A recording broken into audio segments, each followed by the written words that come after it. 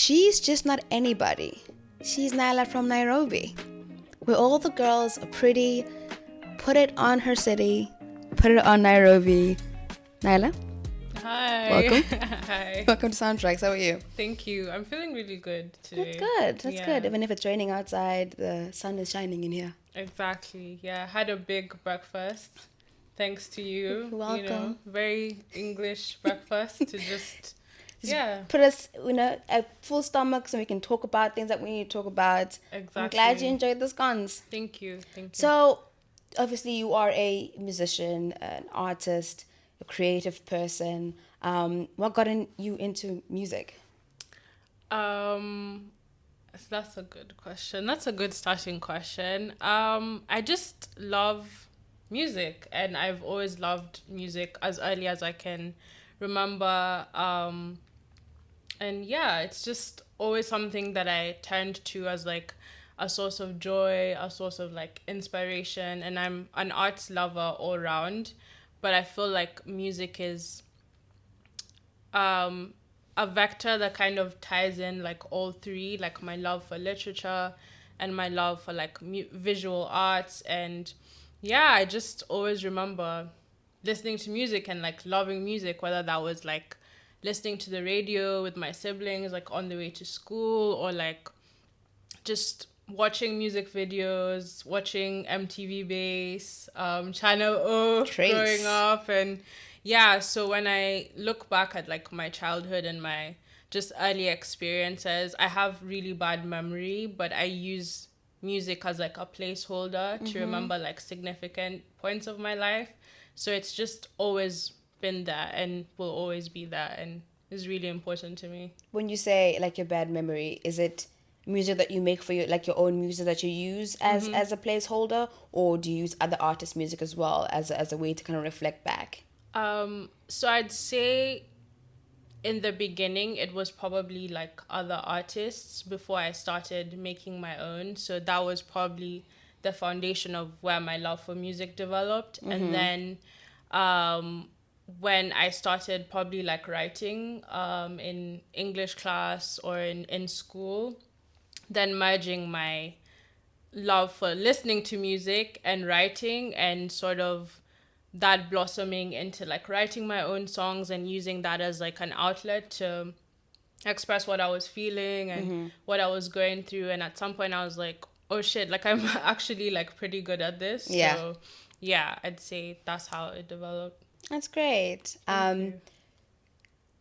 Probably talk about slow at some point in the episode, but if you could give us your inspiration behind slow, or what slow means to you. Great. So what inspired the song?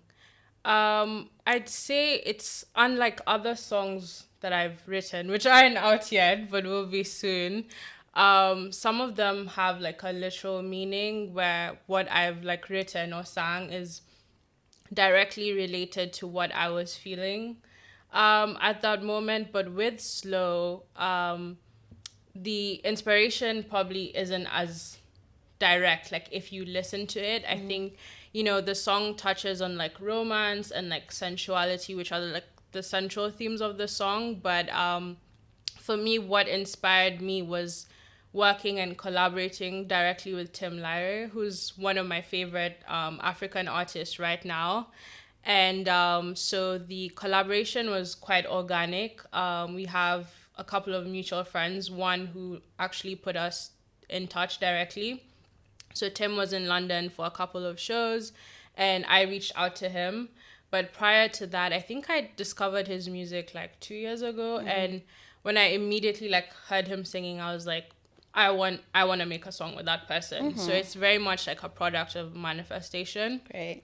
And so we're in the studio together, and this is the first beat that he played to me, and immediately I was like, yeah, I want to write to that. And so I often think of like collaboration as not just like, writing the song together or actually creating the song, but also the kind of atmosphere and energy in the room. And it was just such an honor to be with in the same space as someone who I look up to musically, and just feeding off that creative energy. So the inspiration, if I could summarize it, was just, yeah, the fact that like I'm, in a space with someone who I admire. And part of me, in a way, felt like before I got to the studio that like, I was a bit intimidated, and I felt like I kind of had to like prove myself and prove that I kind of belong in that space. And not anything to do with him, but it's just, I think, something that comes up when you're with someone who you admire and, sort of want to impress. But he made me feel super comfortable, was very affirming, told me that he loved my voice, loved my writing. So I just felt like comfortable, and I felt confident, and I wanted that energy to kind of reflect in the language that I was using and in the diction of my words. So yeah, I hope that translated to anyone that's listening to the song.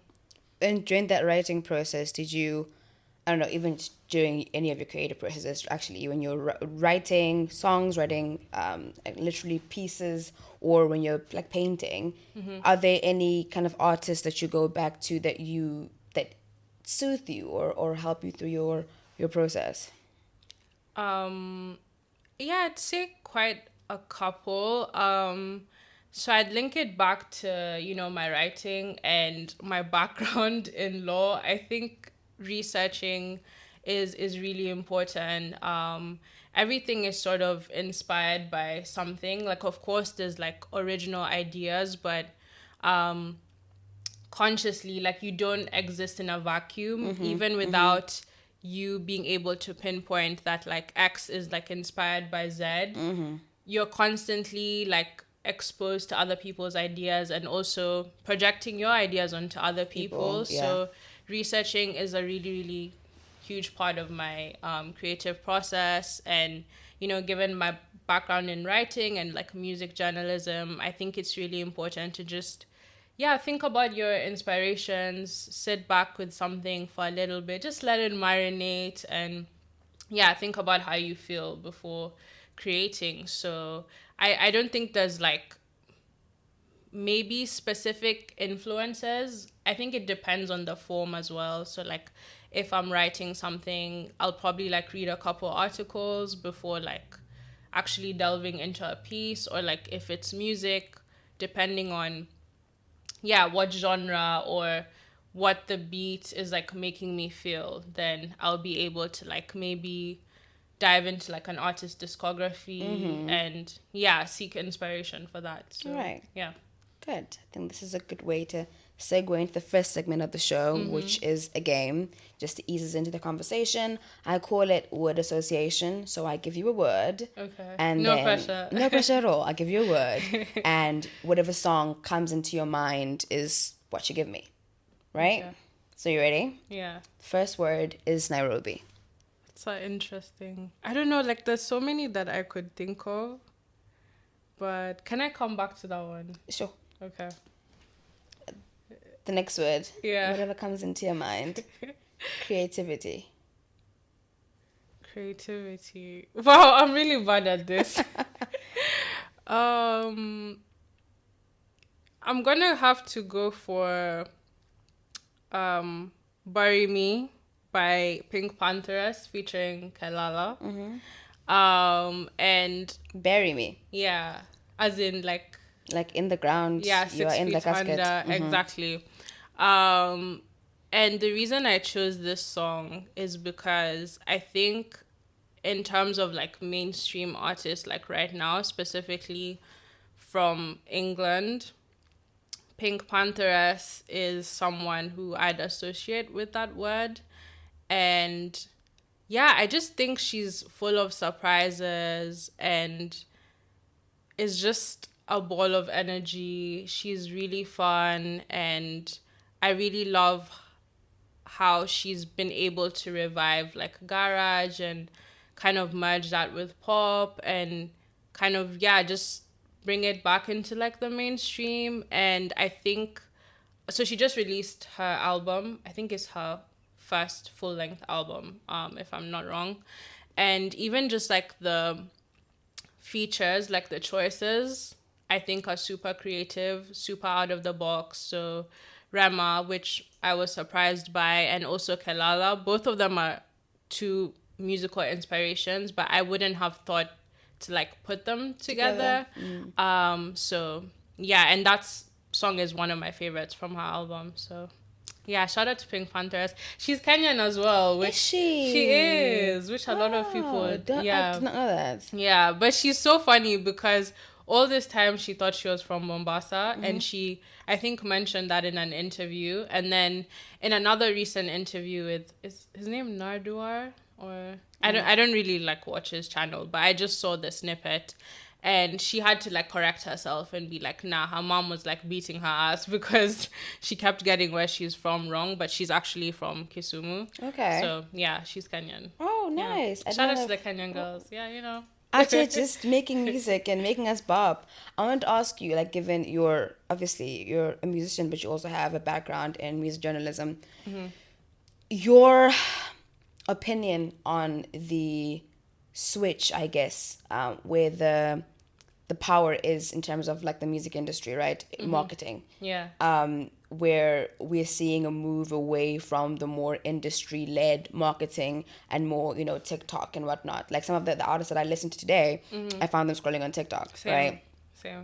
And not necessarily pushed by the labels, but by the people themselves. And some of those songs just, when people use their viral sounds, then you're like, what the hell is a song? And you love it so much and you go look for it on Spotify. Do you think that this is like a trajectory where we're moving less and less away from depending on labels and more championing for independent artists? And what do you think that would mean for the way artists are paid and compensated for what they do, artists and writers alike?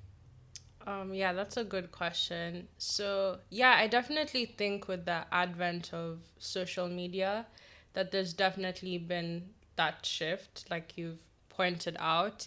But I don't necessarily see it as like, necessarily black and white. I think there's, pros and cons, like any, I guess, digital kind of wave or revolution, like you'd say. So I think one of the major changes is that it's allowed some artists to have creative freedom, like creative control, allowed them to, yeah, take ownership of like the promotion of their music and ownership of their image and digital footprint, particularly if you're not signed to like a label, a huge label. So I think in the past, like how people would market their music is, I guess, through, I don't know, like trying to get your music out there, played in clubs, Yeah, or like on radio. pitching it to like labels, trying to get it played on radio. Whereas now we have people like Pink Panthers who were discovered on social media and largely owe their success to apps like TikTok. But then on the flip side, I've seen a lot of artists who are signed to labels saying that they do feel like they've had to forfeit some of their creative control. And so even though they've been signed by labels and should have a marketing budget and a dedicated like team of people to like promote the music, that now labels are like relying on social media and saying that like if you don't have this number, if you don't have this like number of following or this number of like interactions, then we're not going to let you like release your album or like release your music. So at the end of the day, there's pros and cons to it, and I guess it's dependent on context and dependent on the artist. So yeah, I think, yeah, pros and cons. Yeah. It's actually really true. I think, I don't know if you saw that TikTok of that Han. I think she's British. Yeah. Which is like people, music geniuses can't, like the idea of promoting your own music on TikTok is just awkward for them because they're such awkward people. And I think that it is like I don't know. I feel like somehow those two things should be separated, right? Yeah. The artist must be separated from the marketing, right? Because I just feel like it might be a little bit dilutive for the Yeah. for them, because you spend all your time trying to like push your music and not enough time, in the creative process of making the music. Yeah. And I follow Colors, obviously, on Instagram, and lots of the artists that are there don't have the massive followings, but they're really, really good artists, right? Yeah. But people don't know because they're not, on their For You page every single day, which means that there's lots of art that is falling under the cracks, Yeah. and people who are undiscovered. But I think, platforms like Colors does really well in like showcasing Yeah. artists that aren't so well known and so in the Yeah. mainstream, and propelling people's careers. Like Mahalia, for example, she always talks about how when she was literally about to quit, Wow, I before, didn't know yeah, that. she was like, yeah, no, she did Sober on Colors, it blew up, and she stayed, right? Yeah, And I we discovered her on Colors as well. Me as Yeah. well. Me as well. So there are platforms like that are really good at propelling people, but not everyone will get that chance. You know what I Yeah. mean? I feel like then we miss out on art because people aren't creating, and because Yeah. you need to eat as well, right? Exactly. The one thing I will say in response to the whole content or no content, social media, marketing, whatever argument is that I understand that now it's a whole different landscape. It's a whole different ball game for artists to like keep up with. There's things maybe people didn't have to take into account before, like I don't know, maybe there being like more competition, or like also having to keep up with social media trends, which like is impossible.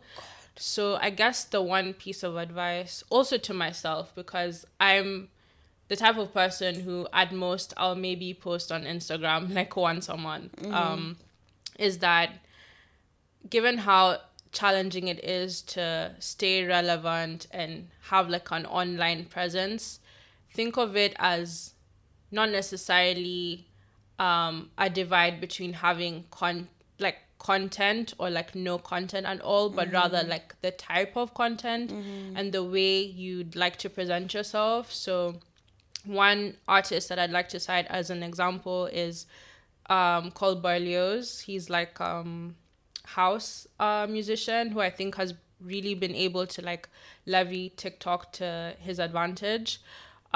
He's well, to me, from my interpretation, he doesn't really seem comfortable in front of the camera. I don't know if I'm projecting that onto him, but you don't really see his face like on his TikTok or like his social media. However, I think he works with like a fine artist to develop some content for like his Instagram and TikTok, and it just like works really well. So if you're someone who's not comfortable with constantly like posting yourself, or even just want to have like a bit of privacy or like mystery for yourself, think of like interesting and innovative ways for you to create content that don't compromise those principles, or doesn't compromise your comfortability. So yeah.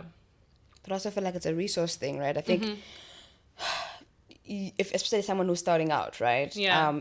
You can't necessarily, depends, right? If it's someone in your network, it's your sister or your cousin who's able to do it essentially with you until things start picking up, where there is no like pay needed. Yeah. When there is money involved, it becomes very, very difficult as well. So it in and of itself is a barrier to entry. Yeah. I don't know.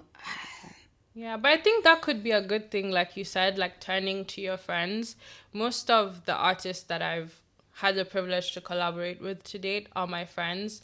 And based off past experience, I'm really big on being paid for like the work we do. And I touched on it in the Colors article that I wrote recently, but there's definitely a correlation between the conditions of the work that we do and the work that we're able to create. So as a principle and as part of my values, like I know in the past when I've done shit for free, like whether it was for a friend, whether it was for a client, that just the accumulation of that didn't make me feel good about myself and devalued my art, because I wasn't getting paid for it. Like let's say if I did something that was more of a professional service in comparison to like a creative service, like why is that not being valued the same? But anyway, my point is that um pay your friends, like by all means pay your friends, have a conversation with them, negotiate something. There's times when, let's say, I wouldn't be able to pay my friends the standard rate, but like there's things that I can do where it's sort of like an equal like Tit for trade tat, off. Yeah, exactly. exactly. And nobody's feeling like undervalued and feeling like underappreciated. So there's times in the past where like in exchange for a musical collaboration, I've told an artist like, look, I can help you write your bio, or I can help you work on like your PR rollout. And that way we've kind of been able to come to like a mutual exchange where no one is feeling shortchanged. So yeah, look within your circles, but at the same time, in order for that those circles and that community to be like sustained, you need to be like mutually supporting each other. So nobody's feeling left out and no one's feeling shortchanged. Yeah, like a symbiotic relationship where we're kind of all helping each other. And I think when I look at the industry, the entertainment one, for example, the famous YouTubers that we have in the UK, they basically just show up on each other's stuff, Yeah. like concurrently, just, and that creates views for themselves, and that's money for them. I'm not sure what kind of negotiations are happening in the back, but they basically just continuously put each other up, and it's mutual in that way. And if Yeah. if that's the way that it needs to be, especially for music and people starting out, because the end of the day, money isn't the only currency that we have in creative industries. But obviously we still have to eat, but like understanding people's points of kind of entry, I guess, Yeah. is where you start. But being able to, like, if you ask someone to do something, be very, very, very, very ready for someone to ask you to do something as well. And for you Exactly. to be Yeah. able to give So yourself in that way, because that's the only way that people can continue to create and kind of, help each other and build the community. Because you don't want to be the person people say doesn't help. yeah. Then we have nowhere to pull from. Exactly. Yeah. You don't want to be that guy who's always asking for help and Never doesn't want to giving. help. Exactly. Yeah. We've been on creativity. Okay, next word, love. Ooh. Wow, so much to choose from. I'm going to choose, I'm going to say Feel Good Song by Solange. Okay. So I was listening to this on the tube, on the commute here, and yeah, I've just felt filled with just love and it's really cold and really gloomy in London today, but felt just filled with so much warmth and love. And it's interesting because when you said love, I think I immediately wanted to kind of turn or choose something that was more about like Romantic romantic love. love. Mm-hmm. Guys, love is so, what's the word? Love has so much like breadth, like there's a whole spectrum of love. It could be familiar love, it could be platonic love, it could be self love. And as I grow up, I'm kind of learning to break away from that of only Always thinking thinking of, about romantic love. yeah, love with being synonymous with romantic love. And I think this song is a great example of that. So in the lyrics, I think this is a song that Solange wrote really early in her career, probably like in her 20s. And it's very like innocent and playful in a very like endearing way. She talks about the love for her friends, the love for her family, and just saying, yeah, it's a feel good song. Like there's nothing wrong with just feeling good and embracing that like happiness and being intentional about her happiness. And it's just so pure and makes me feel happy whenever I listen to it. It reminds me a lot of my childhood, but also teenagehood and high school days. Maybe I'm like in the minority here, but I actually miss being in high school, particularly in my A levels. I had really, really a strong foundation of female friendships. Friendships, yeah. So that line when she talks about her friends and family just immediately reminds me of like my friends just chilling, by the benches at lunchtime, and yeah, just having fun, just yeah, chilling, playing around, and just being young and resting in our youth. So I think we talk about a lot of nostalgia here. I think with every single guest I've had, there's been some kind of discussion around nostalgia. But I think this perspective of friendship love. I went to boarding school in Cape Town, so that's where I had my boarding school, and yeah. I had a very strong foundation of because I went to all girls school. That was all I had. Female friendships as well, and at the time, those girls were my life. Like I'd go home to Namibia after every half term, but I'd be so ready to go back because my friends were there, and we lived in a dorm together because it was a boarding school, and we were just so close, and it was a like you had no other responsibilities whilst you were there except for going to school and just chilling with your friends. Like there was nothing. You didn't cook, you didn't clean unless you're being punished, but like other than that it was very very chilled, and it has you reflecting on like lots of people are really really chasing and wanting romantic love, and I understand that. And as someone who has romantic love in my life, I was just gonna say, hold on, no, hold on. I don't know if the listeners know, but she's booed up. So thank you for addressing that contradiction. No, it's not like what I'm trying to say is it's not the only thing, and it's not the most important thing. It's a great thing to have, and I sit in it very comfortably, and I'm very lucky. But I think without my friends, I don't know if I'll be able to have a balanced life, right? Yeah. I have friendship in my sisters. I have like my blood sisters. Then I have friendship in my friends. And these things literally hold me down in ways that, because I can't say that my partner, Taku, that serves me in every single aspect of my life because that's not fair on him, right? Therefore, I need to pull and grab from other people. And my friends do that a lot for me, right? Just because I need different things from different people in my life. Exactly. And therefore, we need somewhere to pull from. So it's always very sad for me in people's search for love, romantic love, neglecting friendship love. I find it so sad, and it really breaks my heart because, obviously friendship can end, or romantic relationship can end, but you need both those things to kind of help you through your days. Especially when you can't say that your partner, for example, understands every single aspect of your life, because you're two very different people. Like me and Takwa, we're very very different in terms of our likes and all that stuff. Like Takwa doesn't go out clubbing because he just hates it. It's not his thing. But I have friends like Sam, the people I can pull from, who would just go out and just have the best time. And I come back and he's here. That's fine. That's a part of my life that has been fulfilled. And I come back here and I pull from the cup that he fills as well. So I just always find it breaks my heart, because I feel like also the heartbreak that comes from a friendship breakup as well, or a misunderstanding. And no one really talks about, and I try for myself to be very peaceful with my friends, not to fight. Obviously, for me, lots of my friends are very much at the other side of the ocean, and having disagreements over the phone, given that tones can change, stuff like that. Yeah, and things get lost in translation. Things get lost. I'd rather have it out with you face to face, so we can kind of monitor tones and whatnot. But I just find that like both are important, but I think that people's to be on like Hinge and stuff, because there can be loneliness in the relationship as well, so you need to go pull that from somewhere else.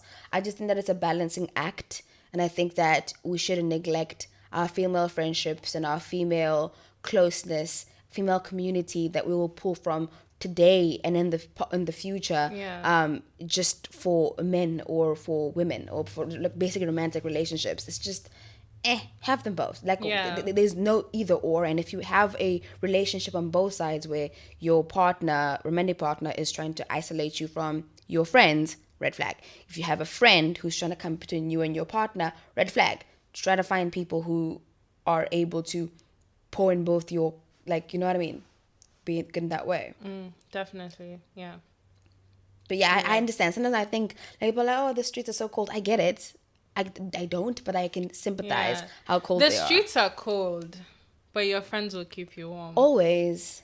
Like, Period. you, and you have lots of them with different perspective as well. I think Yeah. that if you are a person who's monogamous, you only have this one person with one perspective. Whereas with your friends, you can pull from so many from different places. And therefore you just need to continue to be a person who walks with love, pours from love in order to attract love into your life. And that's Yeah. like romantic love or just friendship love. And if romantic love doesn't come, it doesn't come. And you It's not the end continue, of the you're not world. We gonna die, move. bro. Like, we You're not gonna move. die. Yeah. And you just keep your friends closer, keep your family closer, and get a pet. I advocate for pet ownership because dog love is just Yeah. a sucker. Our next word, womanhood. Womanhood. What would you pick for womanhood? I was just trying to find the name of the song. It's India-Ari. Na na na na na, gonna sip on my door because I am a queen. What's not that song? India-Ari. Hold on, I'll find it. Video, girl, video. Is it video? Yes, it is video. Sometimes I shave my legs, sometimes I don't.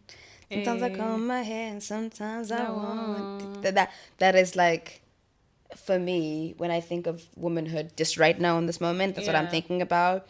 Only it's multifacetedness, the permission to be messy. I think we're coming out of a place where we're supposed to be prim and proper Thank and you.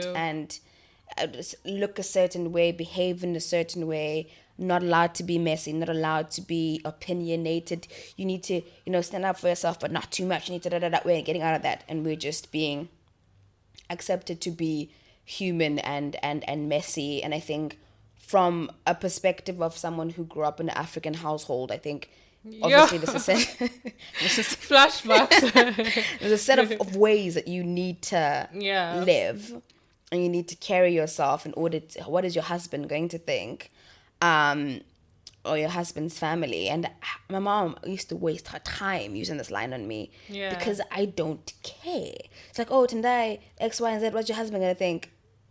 What is he going to what is he going to think? Yeah. Like, what am I supposed to do about that? Like, I'm not gonna. Especially at 13, like, can I just get through math and bio? Like, I'm not even thinking about whomever. I want to watch That's So Raven on TV, and you're Thank you. asking me what my husband is going to think. Why am I thinking about husband in the first place? And Exactly. even if in that, like, It's a contradiction because I wasn't even allowed to have boyfriends at that age, were you? Baby. So it's like I my wasn't. mind cannot even conceive of that at this course I particular wasn't. stage in time. I was not. Yeah. Not at all.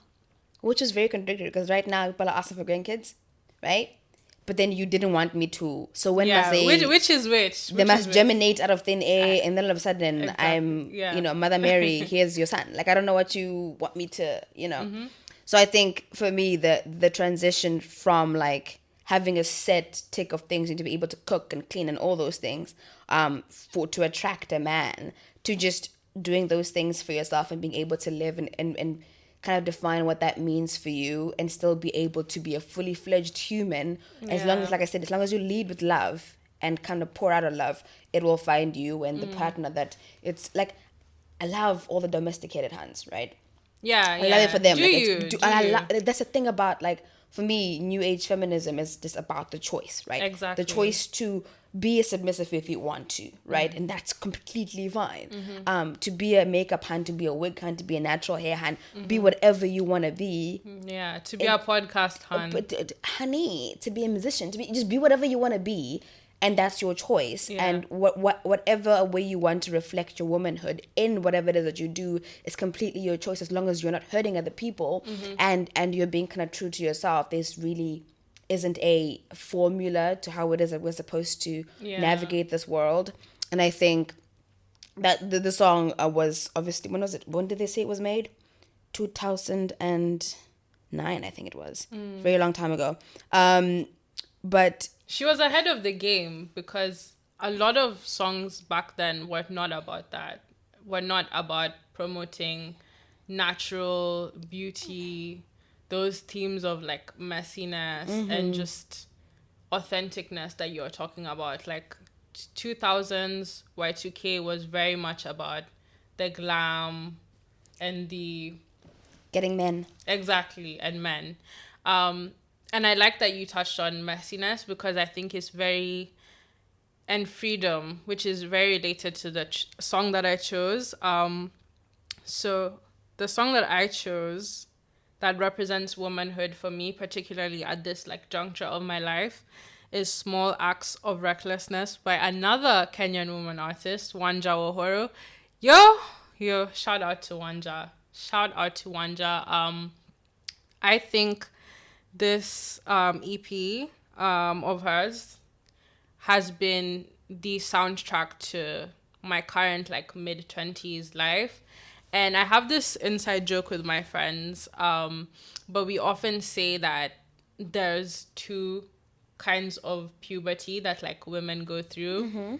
And now we're sort of at the second phase, and just experiencing not just bodily changes and, you know, yeah, weight fluctuation, or even just, yeah, other biological changes, also mentally, like spiritually, finally being in a position where you're figuring things out like as an adult for real, like no mommy or no daddy to like hold your hand and take you through life, experiencing really really major changes in your life. And if I had like written down a list of things I would have like wanted to achieve at, let's say, like 18 when my or 16 when my first puberty was, and I reflect on that now, I failed. I was saying the other day. Yeah, Yeah. like Yeah. I failed miserably. I'm sorry to 16. Actually, no, I'm not sorry to 16-year-old me, because in hindsight, failing can be a good thing, you know? And those expectations I had, like you said, of being like prim and proper, having everything like figured out, probably, you know, even romantically being in a relationship with what I thought the perfect or ideal partner will be. Like, I don't have any of those like expectations or, yeah, any of those ideas. And this song, Small Acts of Recklessness, touches on that. And so in the song, like some of the lyrics that she says is that I never had the chance to like set it all on fire. And to me, that's like metaphoric for perhaps the expectations she had of herself as a younger woman, whether that was, yeah, someone prim and proper, or maybe someone a bit more reserved, someone who played more by the rules. And she's finding warmth, finding satisfaction from like small acts of recklessness. And they may fly on under the radar for everyone else in her life because it's probably like not that big of a deal, but from a former good girl, those things are actually like a big deal in your life. So yeah, I'd say Wanja Wahoro's Small Acts of Recklessness would probably be, yeah, the song that represents womanhood for me. And I guess an example of what an act of recklessness would be is being comfortable with, number one, saying no. Yeah, saying no. No is not necessarily a word that's inherently negative or inherently like carries negative like connotations. As a former like people pleaser, don't say yes to things at the expense of your own well-being or the expense of like your own needs. So recently I've become really comfortable, or trying to get comfortable with, saying no to things, whether that's like people in my life or whether that's opportunities. Just sit back and actually think, is this something that I want to do, or is it something that I'm saying yes to please other people? And a second reckless thing would probably be being comfortable with like confrontation. Like, confrontation again might be framed as like a negative thing, but it's not an inherently like bad thing, because when you end up like sweeping things under the rug and painting this rosy picture where everything is like okay and like kumbaya and like sunshine, at the end of the day, someone might be getting hurt, and like that's yourself. So speak up for yourself, speak up for like what you want. And, especially like as a woman, because it is gendered, people might think that you're being a bitch or that you're being mean or you're being bossy. But at the end of the day, if you don't speak up for yourself, who will? And Who that's will? fine. Yeah. That's really fine. I think I'm I've always saying no for me has never been a problem, right? I've never had a problem with that. And being or coming across as mean also hasn't been a problem for me ever. Yeah. I think there was once a time I was very, very young, and I asserted myself in a certain way in my parents' house. And my mom looked at me and said, "Now you're so cruel." What? And I said, "Okay." And I went on, right? So every single time someone comes to me and says, "You're so mean," my mom said it to me and it didn't hurt me. Yeah. You think you're gonna say So it who to me? are you? It's gonna really Who are crush you me. again? My own mother said, "Now you're so cruel." And in that moment, I don't know what I did. I think she wanted me to do something for my sister. I didn't want to. I just didn't want to do it. So I didn't do it. Yeah. And I was like, I'm not gonna do it. So I didn't do it. And so you're so cruel. And then it's now past in my life, I think sometimes people are like, "Oh, Tanda, you're so mean, and that was so you're unapproachable." That is not a me problem. Yeah. As I think I can do about that. Me, I know myself. I know that I'm not that person, but if that's what you think, that's fine. Yeah. Like, it didn't hurt when my mom said it. It's not gonna hurt when you say it. Yeah. I think that when I am being mean, sometimes you don't know it in the moment, but you sit down and you reflect on it and then you apologize, or in that moment you're like shit, no, revert back. Yeah. But if it's seriously just me asserting myself and you don't want me to, and therefore I come off as a bitch, worse has been said to me, and it didn't hurt me. Yeah. It's not gonna start now. I think that's something that people with pleasing tendencies like myself could learn from you, because at the end of the day, like, being a people pleaser is a losing game, because you're never gonna please everybody. You're never gonna please everybody. You'll just end up being depleted and you won't really have like a strong sense of self. So yeah, get comfortable with saying no. You're not everyone's cup of tea, and that's fine. That's fine. Because, like, as well, like, we're getting at an age where, like, you don't want to be everyone's everything at the same time, because it's so exhausting for yourself in where you are, but also at the same time, it confuses you. Like, who the fuck am I then? You know what I mean? Am I this person? Am I that person? But just, being grounded in your personhood, which I think is what lots of our 20s is about, is like finding that foothold of, like, who are you? Second puberty. Oh, exactly. Yeah. What do you want? What do you like? What are you Who willing are to you? tolerate? Yeah. Like, what are you because what are you going to tolerate? Because the way you start with people is where they expect you to be the whole time, but giving yourself enough grace to be like, I'm not that person anymore, right? At the time, I was someone else. Now I'm someone else as well. So it's either you are okay with my sense of growth that I'm having at this point in my life, or you're not. And that's fine if you're not. We can just move on. It's really not that big of a deal. I think that putting ourselves first in lots of ways is the only way forward, because I can only really be a resource to you, my friend, or to you, my parent, or to you, my sister, if I am really able to, like, understand who I am. Because then I don't know what I'm doing, because then that would lead to, like, inconsistencies in the way that I do things. If I'm always chopping and changing and shifting for different people, there's no consistency in the way that I approach situations. Therefore, there's no consistency in me. So I can give you the service today, but I won't give it to you tomorrow, which is very confusing for you.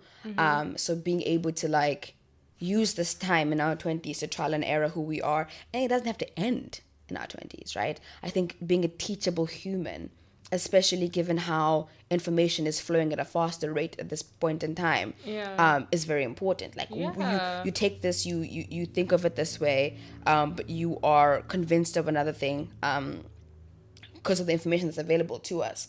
So, like, being able to be a teachable human, it's the only way forward. Yeah, the learning never stops, honestly. It never stops. And who you were at 16, I can say for a fact, is definitely not who you are now. Oh, yes. Yeah. unless you are stuck in like a magical realm or in the upside down and you've literally just resurfaced as of yesterday, you're not the same person and you won't be the same person 10 years from now. And that can be a good thing, dependent on how open you are to that change and whether like you embrace that. So definitely. Just to go back to our first word, do you have a song for Nairobi? Okay, the moment has finally arrived. Do you know what? I think I initially hesitated because the emotional stakes with this word were higher than, the others, being from Nairobi. And there's very many ways that I could have interpreted this, whether that's by associating this with Kenyan artists, some of them like being my friends. But I'm going to choose. I'm an honest person, or at least I'd like to think so. So I'm actually gonna stick with the song that first came to mind, and that's Nairobi by Ben Soul, Sauti Soul, and Viri the Storyteller. So yeah, firstly came to mind because the word is Nairobi. in the title, but secondly, I think this song really showcases, the spirit of not just like Kenyan music, but Kenyan culture. So the song itself draws from like a variety of musical genres that I would say make up what Kenyan pop is today. So that's like rumba, lingala, and has a bit of like genge influence as well, and has pop influence and Afrofusion. It also, again, features a roster of mainstream Kenyan acts, that being Bensoul, Sauti Soul, which everyone knows, Viri as well. And yeah, it's just all about fun. So basically what the song is about is it's just saying that like Nairobi streets are kind of dangerous because you might think somebody is your boo, but they're also someone else's boo, and another person's boo, and and before you know it, you're all kind of like eating from the same plate. And yeah, it sounds really good, but it's also like a really funny song. And the person, so Ben Soul, who wrote the song, he's actually okay with it. It's not like a gotcha moment where he's like, damn, like I'm being cheated on and, woe unto me. Because he is also eating from someone else's plate. You know what I mean? And I'm not saying that like Kenyans are promiscuous or everybody's like mingling with or whoever. But I guess my main takeaway from the song is that it showcases, number one, yes, the variety of like musical influences that have formed to like make up Kenyan pop today, and showcases the brilliant songwriting. Like Ben Soul's a brilliant songwriter. He's co-written a lot of Sauti Soul's most well-known songs and writes for himself as well. And yeah, it showcases like our humor and like playfulness as Kenyan. Kenyans are really funny. I think I'm funny. But yeah, listen to Nairobi by Ben Soul. Yeah. Okay, cool. So we're gonna move into song of the week. Okay. My song of the week is Borderline by Hamza. I've been listening to that song like so much this week. Another Kenyan. Yo, shout out to Kenyan. Kenyans are just not playing. It wasn't. Okay. It wasn't. Actually, only found out she was Kenyan because she went to Kenya very recently, and that's when because she was like, "Oh, this is my family home." I was like, "Oh shit, you're from Kenya." I not intentional at all. Yeah. I just love the song. I was introduced to Hamza by my sister a few years ago. With I know it must be hard to love somebody like me. Okay. And I try to lose myself. That song, that one, when I heard it the first time, I sat down, I was like, oh shit, this is a nice song. And then you listen to the songs, and I find myself, which is like not fair on myself because I am a great person, people love me and I have lots of love around my life. I just find myself very difficult to love sometimes. I think that Oh. I feel like I'm hard, and I think in both friendship and romantic relationships, I feel like I'm very hard to get to know, and I'm hard to like. What's your sign? I'm an Aquarius. Okay. I I don't know. really wish. I don't know what that means. I really wish I knew what that meant. I don't know. Sometimes I feel like I just ask that as a reflex. To be honest, the only signs I know that much about is Scorpio because I'm a Scorpio, Gemini because most of my friends are Geminis. I don't know what that means. I know it's an air. I thought an Aquarius is a water sign. It's not. It's an air sign, apparently. I don't know what that means. Yeah. So if someone knows One of the listeners. what is an Aquarius, Yeah. Maybe you can weigh in. Actually, I have a friend, Lorato, who's in South Africa, who's like really into like astrology. So I maybe need to ask her what that means. I don't know if it's connected to my sign, but yes, I'm an Aquarius. I don't know what moon, sun, or rising. I don't know what that means, but I'm an Aquarius. So I just find myself very difficult, I think. It's great, but sometimes it's not. It's really like hard. People have to like really make the decision that it's fine.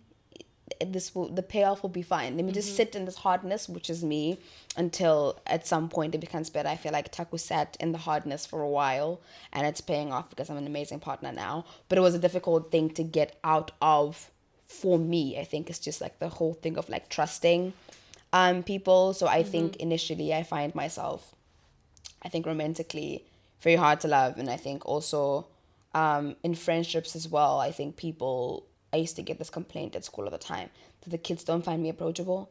I was like, I don't care. Because like the other kids, the kids your age. So no, the little ones. So like our grade 8. So I was in matric. Why so did grade they 12. need to approach I don't. you? I wasn't. Were you a prefect? I'm not even the boarding house prefect. Like, why should you come to me? So why were they? Exactly. Play with the other kids. Get out of grown-ups' business. It was a complaint that my friends who were prefects came to tell me the grade 8s don't find you approachable. They should have asked you, do you want to be approached? Why did they not ask you My that? mentee is a day girl downstairs. She doesn't live up here. They're not, you guys must be the ones who are approachable, not me. Yeah. What are they approaching me for? And if they don't, that's fine. I have so much work to do here. I'm here to study. Do people often tell you that you're intimidating? Yes, I say that a lot. Yeah, so what we need to do, I've also gotten that like quite a bit. Depending on what spaces I'm in. I would get that, I think, maybe in uni, you know, when I'm in class and I don't know, maybe I'm debating or maybe I'm in the law school and I don't immediately like want to hang out with people in the law hub once I'm done with class. But we need to start asking people, why are you intimidated? Yeah, whose fault is that? Yeah, who is in the... Because it's not me. I didn't do anything. Yeah. Ooh, I don't know where that came from. I always hate when that happens. Cause maybe your neighbor is intimidated. I hate when that happens because I get out of my flow. Anyway, whose fault is that? Like, am I the one who's supposed to make you comfortable? I don't think so. And if like when I'm approachable, what do you get from me? Like, what do you want? Like, if you want something, you say, oh, Tendai, like, I feel like you're really like you have a friendly face or you vibe that I want to be a friend. Fine, let's go from there. Because the question is, what do you want? Yeah. And why should it come back to like womanhood and stuff like that, right? Making ourselves more palatable for people. Yeah, or this thing that keeps this proverb that, oh, resting bitch face, you don't smile enough. My fucking face. Yeah, number 1. And 2, do you know how stupid I would look if I always had a smile on my face? Or like how painful it is. If you had a smile for a long time, it's very painful. My cheeks, that's not a muscle that I have trained. I can't do that. And it's not for me to, because again, like it's not for me to make you comfortable. As long as I'm not hurting you and I'm living in the corner by myself, I don't need to be approachable to you or palatable to you if you're not my audience. At the end of the day, people who I love, people who know me, don't find me intimidating. But if you do, then I'm just not for you, right? Tangent. So Hamza, How to Love, is how I got into her. Then she released Rush live, like a few weeks ago, I think. And I listened to it, and for me, Borderline. Firstly, the beats are sick. It's a great song.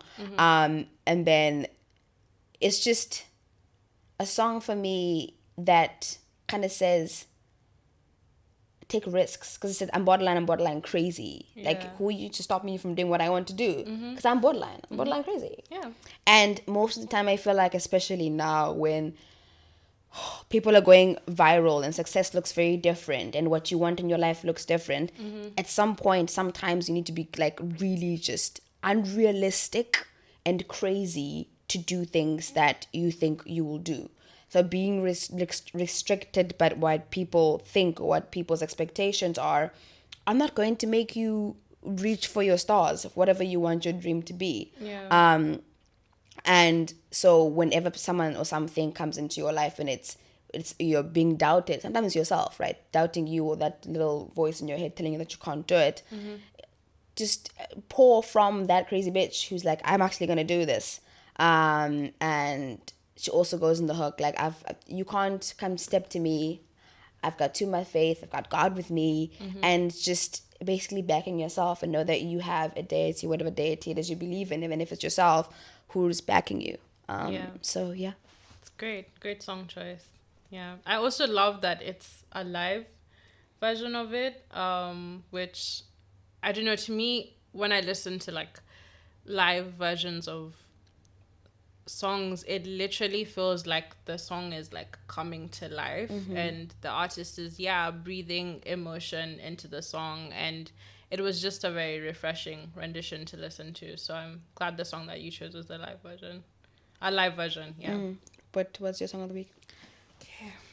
So, without further ado, so my song choice of the week is Closure, remixed by Flexilant and Bambi, featuring Rara Gabor and Razy.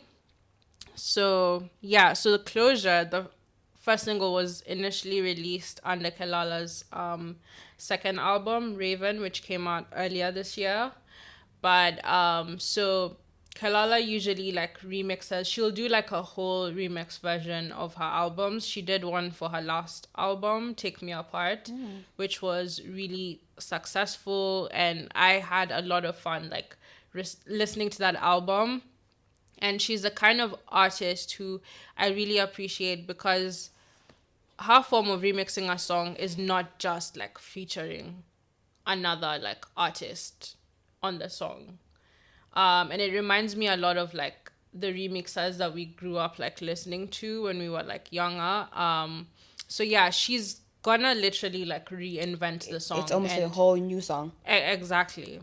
And the reason I chose this as my song of the week is not just because I love her like as an artist, but number one, I'm excited to hear like what the rest of the remixed album sounds like. And secondly, the features. So I'm really, really into Brazy right now. So Brazy is an Alte Nigerian artist, rapper, and she's just such like a breath of fresh air. She's such a like ball of fun. She just exudes like this carefreeness and this, just she has a good time, and that energy is like infectious. Like you feel that when you listen to her music, like you also want to have a good time and also want to feel good about yourself. So they're both artists who I've been recently like inspired by, and whose sounds that I've drawn directly into my current EP that I'm working on. But again, it was just such a pleasant surprise. The fact that like I just want to know like what was the thought process behind them working on this song together. Who was like the A&R? How did they cross paths and like cross realms? Because as much as like I love them both, to me like Kalala exists in like a futuristic kind of cyborg queertopia universe, where Brazy kind of exists in like an alternative London slash Lagos, just fun kind of hyper pop like dance space. So yeah, I love them both, and I just want to say shout out to whoever A&R'd this song, because I feel like you did it for me, and I just want to give you a hug. But secondly, yeah, I love the playfulness of the song. I love like the sensuality of the song. It just puts me like in that party mood, like hello December, we're here, Exactly. the time is now. And yeah, I love them both on the song together. I'm excited to I would love them to collaborate again in future, and it was just such a pleasant surprise, so that's why I chose them as my song of the week. It was lots of, for me, never heard the song before, or I don't know what the original sounds like either. So I'm just coming from it from that kind of standpoint. And there Yeah. was lots of like at the end there, some house, some garage at the end. Like it was just like a very fun. So I get what you mean when it's like a Hello December type song. Yeah. It's very jammy, very groovy, and a fun party. Exactly. And given, I know it didn't start with like Renaissance, I think that would be like misleading, but I'd say like Renaissance, and this post Renaissance era that we're in, we're kind of seeing associating more black artists and more like black women artists with like dance music, particularly in the mainstream. So I'm just excited to see like what comes from that, because so Kelala's been making dance and R&B music since like maybe 15 years ago. And I read this like Pitchfork review that when she first started like making music, people didn't really know what to like categorize As her it as. as. Like, is she R&B? Is she pop? Is she dance? Is she exactly? So it's just kind of refreshing for people to now give black women their flowers and not put black women artists in a box, because I'm not too knowledgeable about this, but if we look at the roots of like dance music, like garage or like jungle, particularly in London, like the first female, a lot of MCs and producers and DJs were black women. So it's just exciting for black women to finally get like the flowers when it comes to, yeah, dance music and house music and jungle. So yeah, I'm excited to see what Kalala and what Brazy do with those like influences as well, and how they continue to like shape and mold the genre. Yeah. Okay. Thank you for that. You're welcome.